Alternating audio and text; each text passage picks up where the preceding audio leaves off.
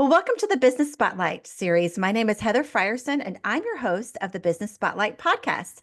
And today I have Paul Felix, founder of Leapfrog BI. And today, Paul's going to be sharing all about his business, his journey to business ownership, best practices and challenges, and really just share a sneak peek of what it's like to own and operate a business. So if this is your first time to the show, be sure to like and subscribe to get a notification every time a new show drops, just like this one. Well, Paul, welcome to the show. I'm so glad you're here. Thank you. Yeah, I'm happy to be here, Heather. Me too. Well, if you could just set the stage for our audience, could you just share a little bit about your background, about who you are, and a little bit about your business as well? Sure. Well, like you said, my name's Paul Felix. I'm the founder of Leapfrog BI. We're a managed analytics firm, which basically means we build data warehouses and reporting solutions for our clients. We're a little bit different from traditional consulting firms. I guess we'll get into that, but basically we're kind of on a retainer program. So we work with our clients on a never-ending basis, hopefully. Um, so yeah, that's a little bit about us. So, if I was your client, tell me maybe a little bit more about what I could expect. Yeah, good question. So Um, you can think about us as a fractional data team. I think is kind of the way people are categorizing us nowadays. But basically, what we do is we engage with a client that typically doesn't have an in-house data team, or they need to extend their team. If some type of a need for data solutions and BI in general, business intelligence, and we engage with them, but it's not engaged on a project basis. We don't do projects at all. We only do like what I'm talking about here, these never-ending engagements where we are actually intimately involved with the business. Mm, As an example, we work a lot with healthcare. We work a lot with mm, insurance. We get to know the people in that business, and I know it's probably overused, but we really try to be partners to that organization and mm. understand what drives their business so that we can provide advice and technical solutions that helps them achieve that. Wow. So healthcare and insurance, that's not a small feat right there by any means. So you're seeing and doing a lot. We do, the funny thing about, building a business, I guess for me at least, is it Hmm. really wasn't any of my doing or decision making that got us into healthcare and insurance. It's kind of the progression of things. You get to know people. They're Mm, in a certain industry, they move to another business. This type of natural natural I guess marketing, if you want to call it that, is how that we've really grown the business, mm. and that's why we're largely in those two industries as well as a few others, but those are our two biggest ones. Yeah. How Take us back to a little bit of the beginning. How did you even get into this type of business? Oh boy. Is that a I loaded question? Yeah, well, I mean, it's probably not too uncommon of a story. I started out working for companies directly. I worked actually for Nextel quite a long time ago before they were acquired by Sprint. And actually, when I first started, I was getting out of the Marine Corps and I needed to find something to do. I actually just went to a temp agency and said, "Look, I can type. I can. I like messing with computers, And they landed me at Nextel Wow. Communications, and from there, I just kind of got interested in reporting and analytics. I can see the value in it.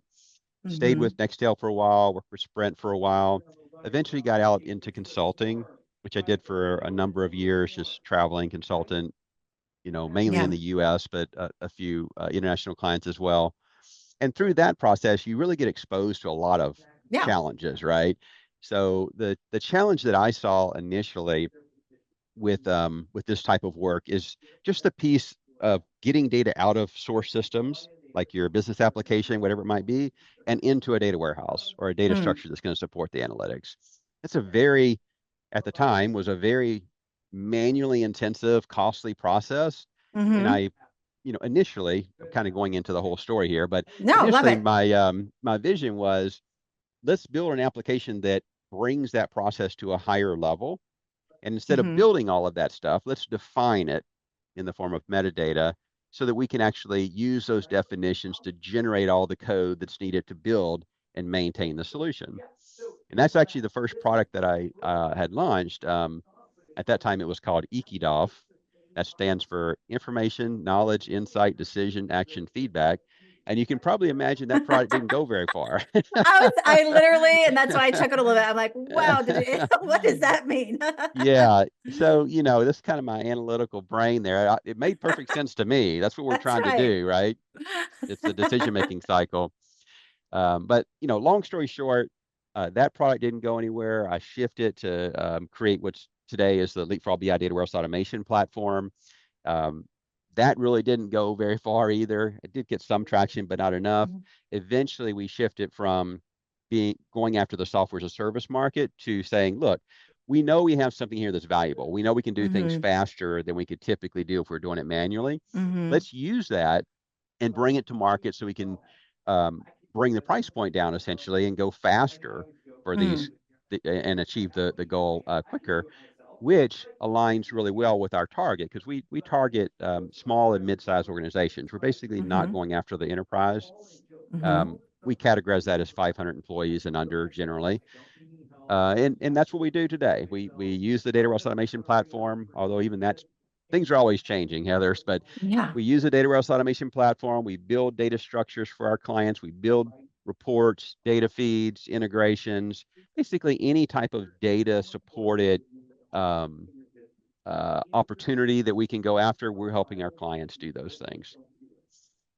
So really what I hear you saying is you really got into this business by just kind of going from one step to the next. You started in the phone company, which I haven't heard Nextel in a long time. Yeah, And as you grew in those companies, you learned kind of like a lot of businesses start, you saw where the holes were.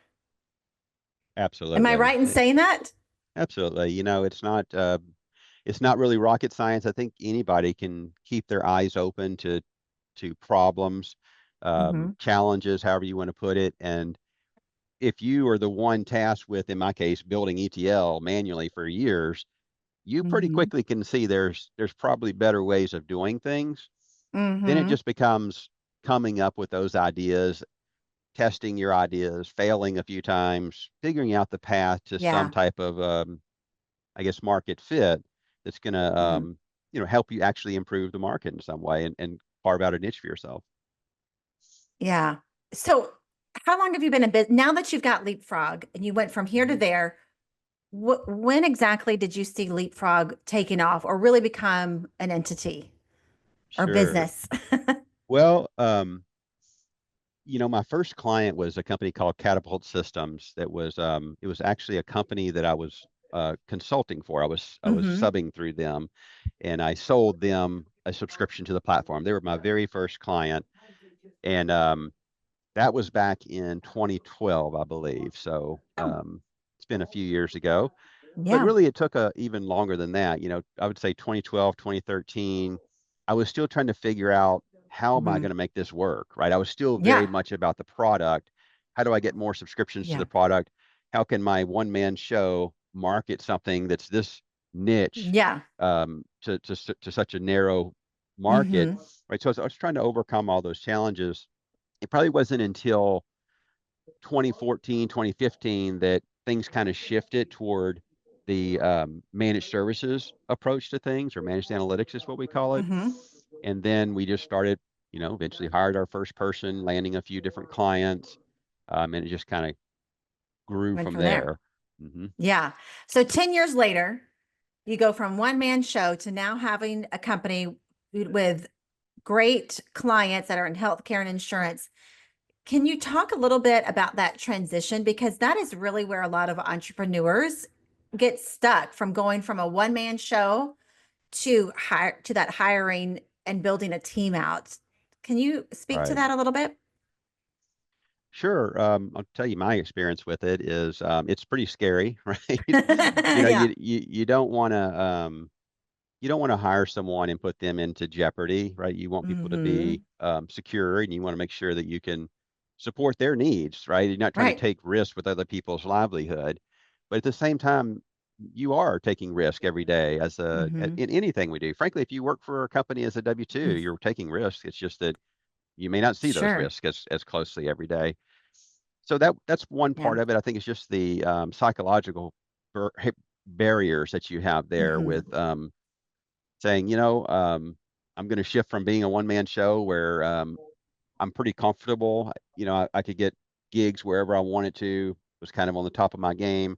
And now I'm going to take a risk here and I'm going to start hiring other people and see Mm. if I can get this to scale in some way. So that's Hmm. one part of it. The financial side of it kind of came together pretty, I don't want to say easily, but naturally, I guess, just from the Hmm. nature of what we do. Because Sure. again, we made a decision on day one.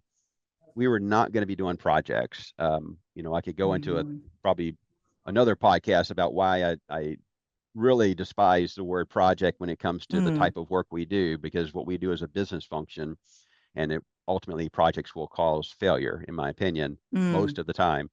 So we said, look, Well, they're not stable either. Your well, that's project by another project thing. basis. Yeah. When it comes to our selfish company model, right? It's a lot more stable to have a ongoing relationship because you don't have to sell every day essentially and to maintain Yes. things. So at the end of the day, it was one of the decisions of many that actually was a good one, I think. And Hmm. I would recommend anybody that's trying to build a business to try to create some type of recurring revenue stream so you Yeah. don't have to sell in order to stay in business. Mm.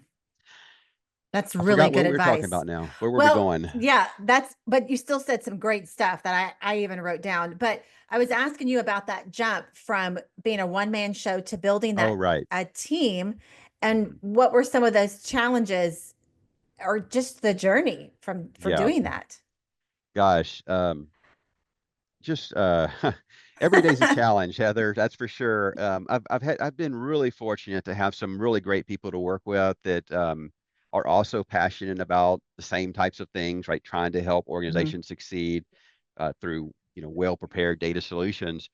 And so that's one thing I guess I'd put on the luck side is I've been very lucky with a lot of the people that I've been fortunate enough to hire and have a lot Mhm. work alongside Mhm. me. Um, as as we've grown, it's been more challenging to hire people. Um, I don't want to say that have the skill set, but that fit into what we want to be doing and what we do.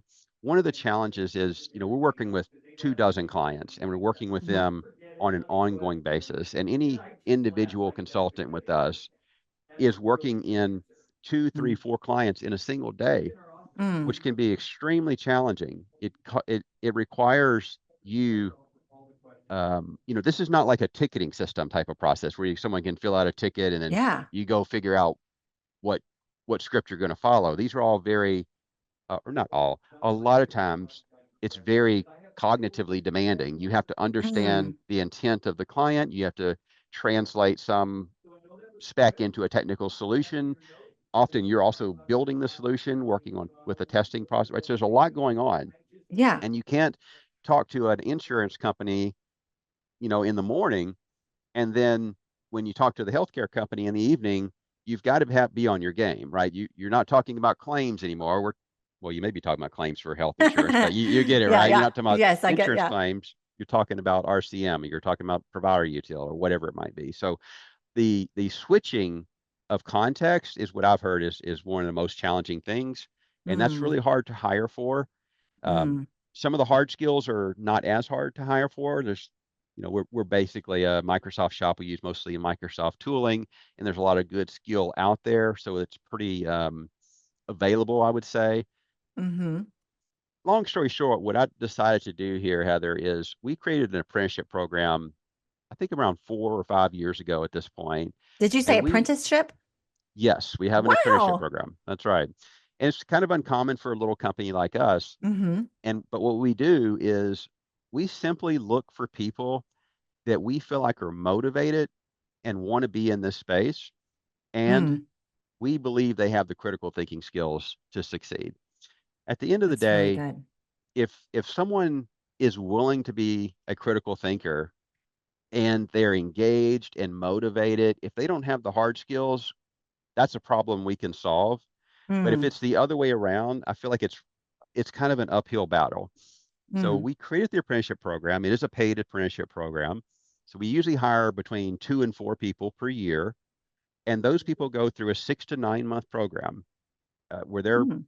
start from the basics. Audrey, one of our team leads, heads up this program, and they go from learning, SQL to learning about BI, learning about modeling.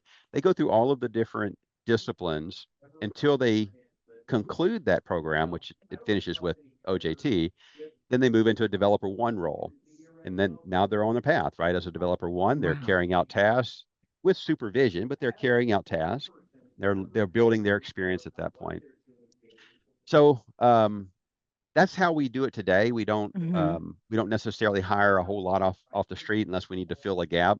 But That was the words you took the words out of my mouth. I was going to ask you, you don't hire really off the street. You bring not people in often. with the intent to keep them. Oh, absolutely. Yes, we Hmm. we want to You're keep setting them them. up for success, though, is what I'm saying. You bring them through a program. Absolutely.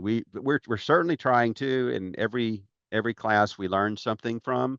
Yeah. But this year we've got two people, Mimi and Mark, two apprentices that are going through it. They'll be finishing up in the summer, and we're all looking forward to them finishing, right? Because as soon as they finish, the rest of us now we have more capacity, right? So Yeah. Yeah. basically, there's more capacity to spread the demand around on it. So Right. So, it's great. what's your team look like today? Like your team number, I guess, and what's your retention with that program?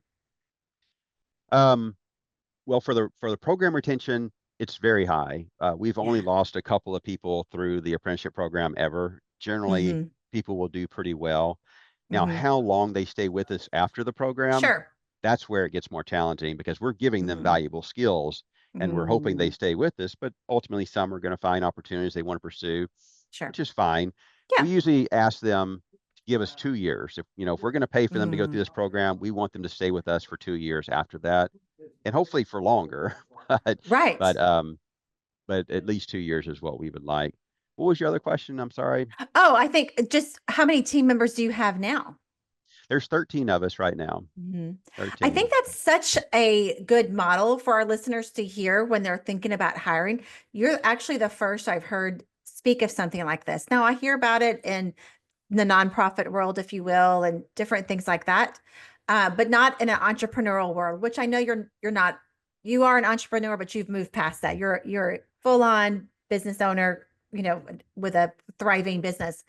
So to have that program for that long, when you have usually I hear about trainings for 2 or 3 weeks, but you're really giving them an education and skill set. I think that's so wise.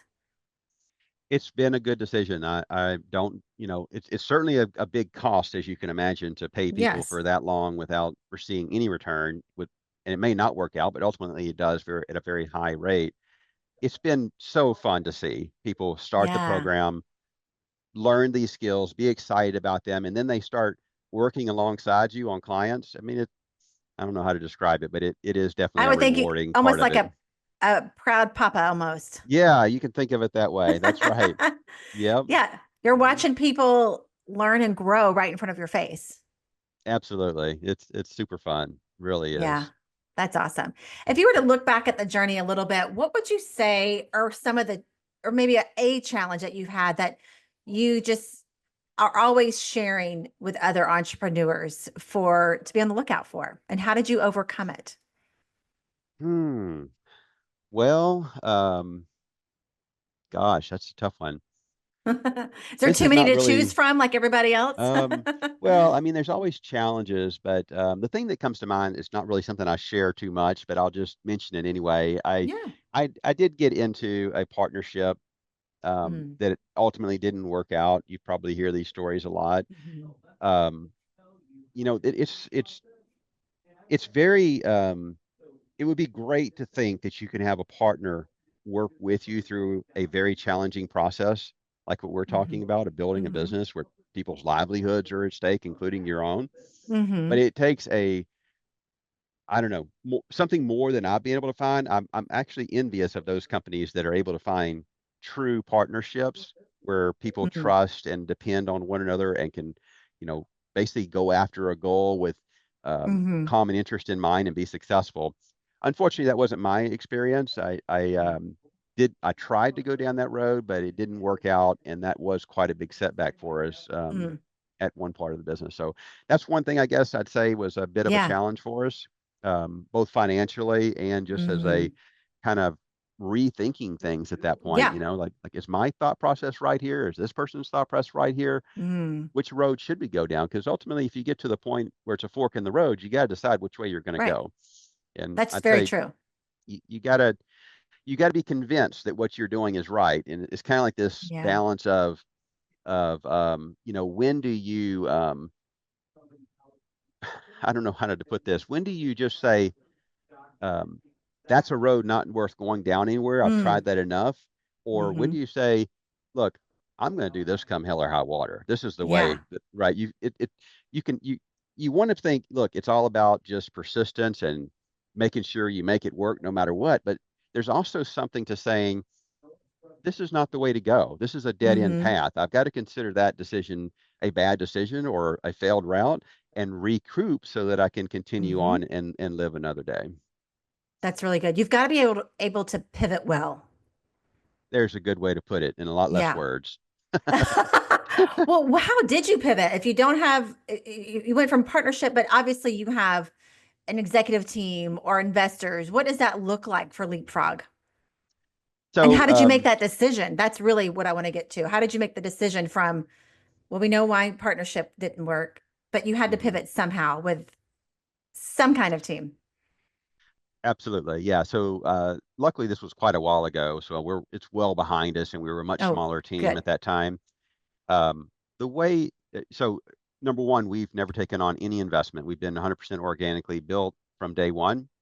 Number Awesome. two, we have no long-term debt. We don't take Hmm. on any financial liability other than short-term Mm, revolving. So that decision right there and kind of our frugalness on how we actually operate the business, such as we don't have a storefront or an office. hmm. We're all remote. Um, we make decisions, I think, that enables us to keep our operating very much under Mm, control on the expense side, and that opens up a lot of opportunity. So we're sure. able to say, like right now, we're sending 5 people to FabCon next week, which is the fabric community conference in Vegas. Oh, That's a big that's expense a big for a deal. little company like us, but it's also Hmm. something we feel is very important because Hmm. we need to be experts in the technologies that we're using, and this is a Yeah. way that we can ensure that our people are staying on top of their game. So spending that money is impactful for us, but we have that money to spend because Yeah. I'm pretty cheap. Generally, we don't spend a lot of money on anything. So we save a lot, right? Mm. Well, I say I'm cheap. The thing that I'm kind of rambling here, Heather, but I That's want to okay. I just love it. mention I this. think you're sharing a lot of good information. Okay. The thing about consulting and maybe any business, right, is there's going to be a business cycle. So, Hmm. things are good at times and things are not good at times. And Yeah. if you're building a business when things are good, it's easy to get this false sense that things are always going to be good. Yeah. So Yeah. if you're not during the good times thinking about how you're going to make it through the not so good times, you're not going to last past the first not so Yeah. good time. So Hmm. that's just kind of how my brain is always thinking is, Hmm. yeah, I'm super happy and fortunate and just happy in general when things are going really good. There's a lot of demand and we're Hmm. growing great, but also I'm very aware that sometimes our clients are going to have challenges. Yeah, I'll give you an example. Right now, the federal government has kind of put a pause on some of the federal funding. So any of our public sector that's true. companies we support are going to be impacted by that. Right. So we have already considered that long ago. Mm. And our business model and our cost structure and how we provide these services enables the flexibility to get past those times Hmm. without Hmm. having them suffer more than they have to suffer as our client. We want them to continue to have the services that they need to succeed. And we also need to be able to succeed well as well. So we structure it with all of those things in mind. Yeah. So smart. I think I wrote down what you said. In good times, I think about how we're going to make it in the bad times. And I think that in itself will preach 1,000 messages for entrepreneurs and leaders because it's so important to forecast like that. So, thinking of the good times and the bad times, where do you see the business in the long term? Yeah. I kind of feel like we're at this little inflection point in the Hmm. size of our business. my next challenge is to get over that next hurdle, you Mm, know, and I think even that is a decision. We're kind of, you would call us a boutique consulting firm, I think, generally speaking. If we want to stay in that boutique consulting firm space, which I truly enjoy being in, mm-hmm. then maybe the goal isn't to become the next super large consulting firm, right? Yeah. And you just continue to operate at that level. That's one way to proceed. But if we do want to grow, which I think is the decision that we're making, we do want to continue to Mm-hmm. grow. There's some changes that I need to make in the organization to support that. So that's really the juncture, I guess, that we're at right Yeah. now is trying to get to that next level, which I guess you're always doing that, but we're Yeah. kind of at that level where, yeah, we've got a little bit of a critical mass here when it comes to client size and capacity on the employee side and the financial stability. But what do you want to do to actually double the size of that company? Yeah. That brings in some additional challenges, and that's what we're considering right now. Can you share maybe one of those challenges? Because I am would bet that there's listeners right now that are identifying exactly with what you're saying, that they're in the same spot where like we're good where we are. But what's Right. the next step? Oh boy. So, you know, we are currently desirable for acquisition from Mm-hmm. strategics and PEs just because of the position that we're at Mm-hmm. currently. But I'm Wow.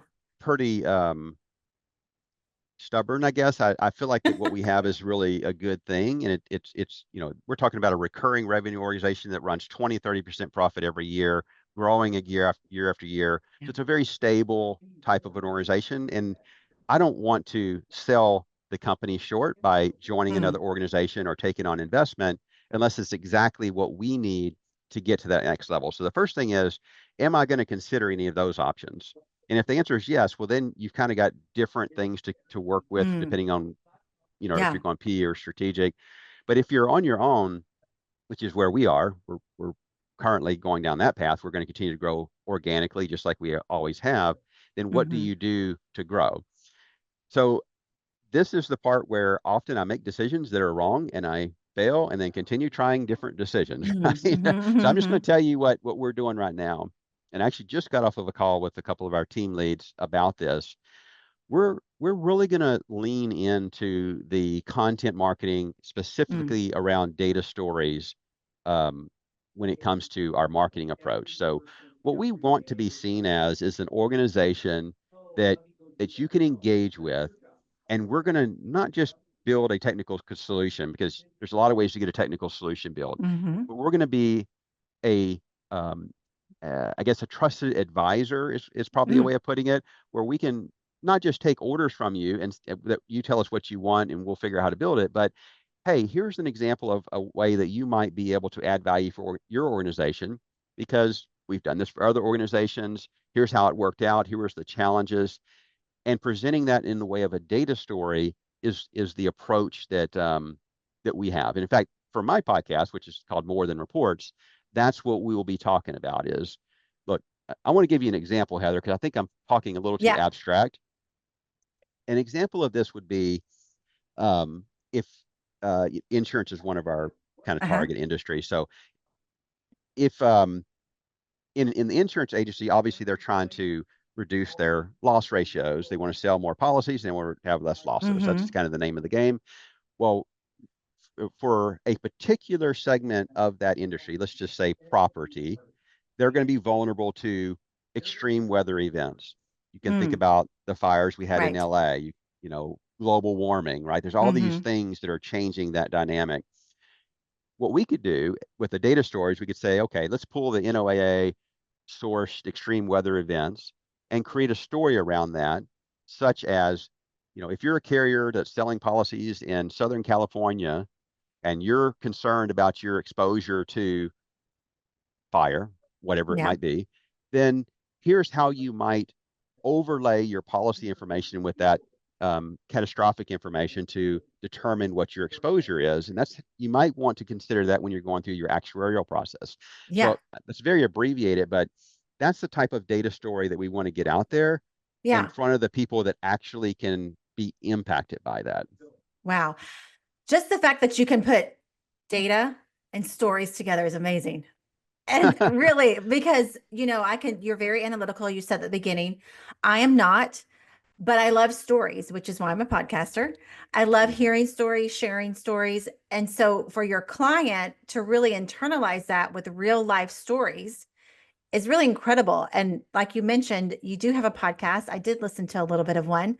And it is fantastic for not only clients, but even for someone like me that maybe doesn't understand all the data part. I'm not, that bent that way. I think it's really a great, I'll just give you compliments here, a great content strategy Well, for thank you. I you. appreciate Yeah. that. I think Yeah. we're kind of the opposite. The story part, my brain is analytical. I'm Yeah. connecting, I'm thinking about the model that is required to support what we're trying to Mm-hmm. do. So for me, it's a challenge to express what the impact is to a business process and kind of Mm. get that whole story out there, right? A story is how people get Relate. engaged, right? I'm sure when Yep. people listen to your podcast, they want to hear stories, success or Mm-hmm. failure stories, and that's what's going to Right. get them excited and engaged. That's what I do when I listen to podcasts. I'm like, well, Yeah. that's a darn good idea. Why don't I go do that, right? So Yeah. I want to try to do that same thing for Mm-hmm. our ICP or ideal Yeah. clients, and yeah, And yeah, I'm see if we sure can you have do a it that way. marketing team that would help you with that are bent that Yep. way. Yeah. We do. Yeah, it's a small marketing team. It's actually going to require the whole team, operations and Sure. marketing, to get this done. Any Because marketing, like you have to have all the people doing yeah, the reels. absolutely, all of that stuff, building the collateral, uh, Hmm. recording the podcast, right? All of those things have to Hmm. happen. It's a lot of work. Yeah. I'm actually amazed at what some companies are able to do when it comes to content generation, because the Yeah. amount of content they put out is just amazing. And So it's not, it can't be an afterthought, and every company has to do it now. It really is just something that's a must. I agree. We've had some good people work for us, and like full-time salespeople, and yes, that's part of the equation, but it doesn't it doesn't replace the need for what we're talking about, like what you're Yeah. doing today, getting Hmm. getting your message out there and adding That's some right. value for your particular ideal Yeah. client. Well, you've been adding a lot of value for our audience, and I really appreciate it. And I only have one more question before we get to our fun rapid fire questions. We've been talking a lot about your business, what it does, the challenges, but I kind of want to know about you too. By being an owner and now having a team that's in a position to be acquired, what has it afforded you personally just from being in this type of business? Whether it's, well, I'm not going to give examples, but what Mhm. has it allowed you to do? Oh boy, it's kind of more of a personal thing, so I'm just going to respond with what I guess my feelings are on it. To me, get a little philosophical here. To me, life is about freedom, right? So Mm. I feel like I what I want to do with my time is things that I enjoy doing, right? I want to be Mhm. free to do the things that I want to do, and Mhm. having a company or owning a company like this does give me the freedom to do the things that I want to do. Mhm. Like right now, I'm actually in a van that I built out, and I'm driving across the West US, and I'm just going from one client to another, and I'm just Wow. spending a little bit of FaceTime with them. This is a little bit unique.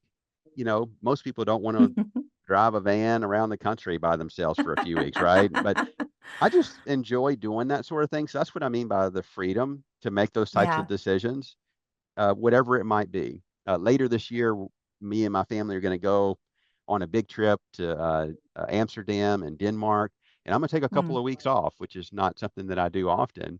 But again, Mhm. having the freedom to make that decision and just go do it is Yeah. is probably the biggest benefit to I love that being in this answer. role. I love that answer. And I can't help but I can't pass the joke if you're in a van, the SNL Hmm. skit of being in a van down Oh, by the van by the river. river. Yeah. Well, I'm by the ocean right now, actually. That's a lot better. Yeah, yeah, that was a hilarious skit. My wife bought my father-in-law a shirt that was about that skit, so I'm very familiar I'm with that glad you one. got the reference in. If our audience Oh doesn't, yeah. just Google SNL Oh, "Van by the River." It's a funny um, skit. what is the actor there? Gosh, dog it. um, Forgot his name Oh, now, I want but to say John Candy, which it's not, no, but Christina Applegate was in it. She was the right. daughter sitting on the couch, and he was in Gosh. Tommy Boy. We'll just say that he was in the Yeah. movie Tommy Boy. Everybody listening It's knows who we're great. talking about. I know, and it's going to come to us right after we hang up the phone because That's he right. was hilarious. He was so Yeah. hilarious. Yeah. Well, I think that's a good transition into our fun rapid fire questions. What do you think? Let's do it. All right. What would you say is the key to success for you? Critical thinking, if I had to narrow it down to one thing, being critical of your decisions, always thinking in a kind of a scientific method, Yeah. coming up with a hypothesis and not trying to prove it right, but also trying to prove it wrong, and then Yeah. quickly adjusting. Yeah. That's a really good answer. I haven't heard that one yet. So I love when I hear something different. What advice would you give to other business owners? Um, if they're already a business owner, they probably already know a lot of the challenges. Mm-hmm. And there's parts of the journey for me that I didn't know which way things were going to go, and I just feel like sometimes you just have to force yourself to not worry so much and just do the Mm. good work that you know how to do and deliver value. If you can do that Ooh. and do it consistently, usually things work out somehow, one way or another. The business will come if you do good work. Yeah. Yeah. I like that a lot. If you're delivering value, you never have to worry, right? For the most That's part. right. Yeah. All Yep. right. Book or podcast. What are you reading or listening to right now? So I actually just joined a book club recently, and Oh, fun. we read Think Again. I actually listened to it on audiobook while I was driving around the country. But Think Again by Adam Grant is the book that I listened to last. It's really good. I guess it's kind of um, it's very much about second guessing your Mm-hmm. impulse and trying to be open minded, trying to not have biases, but also critical thinking. It's a Yeah. lot about this type of thing. And I related it back to what we do, because a lot of times we get into troubleshooting problems that are quite Mm. complex. And if you're the kind of person that just is gonna, you're down this road no matter what, come Yeah. hell or high water, you're often going to be on the wrong path and troubleshooting something that's not the root Yeah. cause. So I actually shared that book with some of the team as well. Again, it's called Think Again by Adam Grant, and I would recommend it. Okay. I've got that written down for sure. I like that. I'm always looking for a good new book, especially audiobook. I'm a new fan of audiobooks. So it's good. Same All here. right. This is a really fun one that I like to ask. If you had a little bit of magic dust and could sprinkle it on one area of your business, what would it be? Marketing. Yeah. Yeah, I just, if there's one thing that I feel like I don't have completely figured out, where I can, I like to have a formula where I'm going to do this and I know this is going to come out the other end and I Hmm. can measure it. That's the way I like things to roll. When it comes to Yeah. marketing, I feel like while we do some decent marketing and sometimes get results, I just feel like that's a part of the business that I've still got to focus on and figure out Hmm. the right formula. I mentioned the whole data story approach. Right. That's kind of a new initiative for us.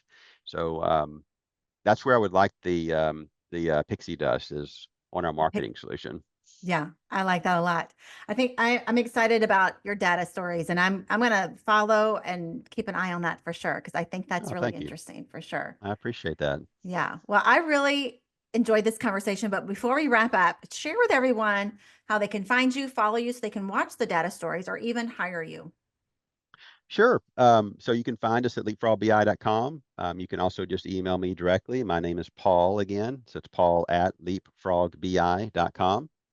Our podcast is called More Than Reports. We focus on, well, like we just talked about, we're going to be focusing on data stories for the mid market mainly. So I hope you do reach out to me. Anybody that's interested, wants to talk, feel free to DM me. And For sure. yeah, I appreciate that. And if you do, let Paul know that you heard him on our podcast for sure. That's Mm. right. Yes, That's right. absolutely. All right. Final question of the day. Paul, what is most inspiring you today? Whew, my goodness, you come up with some good questions here. I'm actually kind of inspired by the whole fabric. This is a technical answer, but I'm inspired by the whole fabric solution that Microsoft has put together. I just think it's got a lot of opportunity. We're still kind of early in this process. I say early; it's been out for a couple of years, but there's just a lot of opportunity when it comes to technological advancements. that we Mm-hmm. can implement and even further reduce the cost of these data solutions so that even the smallest organization would have no reason to say, to not have the advantages that used to be limited, frankly, to just the largest enterprises that were willing to spend multiple seven figures at a minimum to get something in Mm, place. So that continues to be inspiring. yeah. I'm sure there's all the tech world that is something that you really look to a lot to get ideas and inspiration. I'm assuming. Yeah, absolutely. There's so many smart people out there that just, gosh, I could Yeah. geek out on tools and techniques all day long, and it is, for whatever reason, it's just it is Yeah. inspiring. It's really fun to watch. Yeah. That's really cool. Well, I've just loved this conversation, and I'm going to go listen to some more podcasts of yours. And I think everybody else Okay. should, to really get an idea, because no matter what business you're in, we all need to know how to use our data correctly, whether it's small business, large business. And I think you probably the go-to podcast to listen to for all things like that. So thank you for being a part. I Yeah. really enjoyed hearing about Leapfrog. And I just want to encourage everyone that's listening or watching to really save the show and listen to it again, because Paul actually gave some really good words of wisdom on just how to overcome challenges and just his journey along the way of building a business from a one-man show to a team that's ready for acquisition. Congratulations again. I think that's an exciting time for you. So Thank you. I just want to encourage everyone again to like and subscribe so that you don't miss a notification. Well, let me try that again. I Hmm. want to encourage Sure. everyone to like and subscribe so that you don't miss an opportunity for another show just like the one we had today. And a special thank you to you, Paul. Thanks for being on the show. Well, thank you so much for inviting me. I've had a good time. It's nice to meet you. You too. You have a good day. We'll see y'all next time. Bye bye. Bye bye.